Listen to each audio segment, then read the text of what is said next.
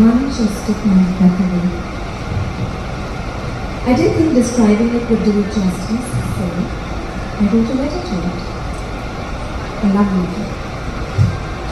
एक मोहब्बत भरा खत इंद्रिया के नाम।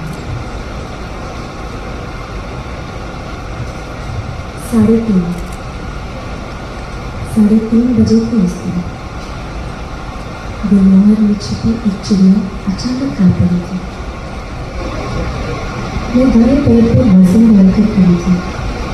मैं सोचकर कि ऐसा क्या ही होगा इस मंजिल में जो मैंने पहले देखा नहीं होगा। तुम्हें देखा नहीं कहा करती।